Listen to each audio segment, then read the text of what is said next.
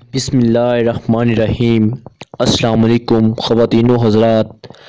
Baghdad کے بڑے بازار میں ایک فقیر نان بھائی کی دکان کے سامنے سے گزر رہا تھا، جہاں انواع و اقسام کے کھانے بھی چولہے پر چڑھے ہوئے تھے، جن سے بھاپ نکل رہی تھی۔ ان کھانوں کی خوشبو ان کی لذت اور ذائقے کا پتہ دے رہی تھی۔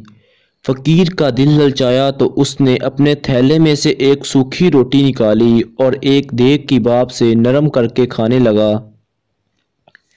نان بھائی چپ چاپ یہ تماشا دیکھتا رہا۔ جب فقیر کی روٹی ختم ہو گئی اور وہ جانے لگا تو اس کا راستہ روک لیا اور پیسے مانگے۔ کون سے پیسے؟ فقیر نے بے بسی اور حیرت سے پوچھا۔ تو نان بھائی نے کہا، تو نے میرے کھانے کی بھاپ کے ساتھ روٹی کھائی ہے، اس کی قیمت مانگ رہا ہوں۔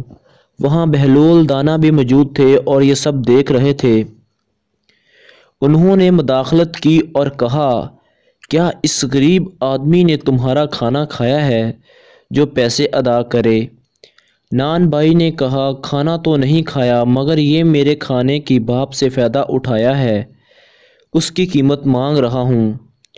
اس کی بات سن کر بہلول دانا نے سر ہلایا اور اپنی جیب سے مٹھی بھر سکے نکالے۔ وہ ایک ایک کر کے ان سکوں کو زمین پر گراتے جاتے اور نان بھائی کی طرف دیکھ کر کہتے، یہ لے پیسوں کی کھٹک سمیٹ لے۔ یہ لے اپنے کھانے کی بھاپ کی قیمت ان سکوں کی کھنک سے وصول کر لے۔ یہ آواز ہی تیرے کھانے کی خوشبو کی قیمت ہے۔ وہاں کئی لوگ جمع ہو چکے تھے، جس کی وجہ سے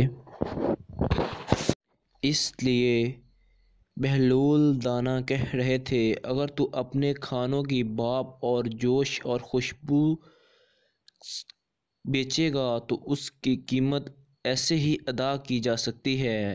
اس طرح کی قیمت کو بھی تمہیں قبول کرنا ہوگا۔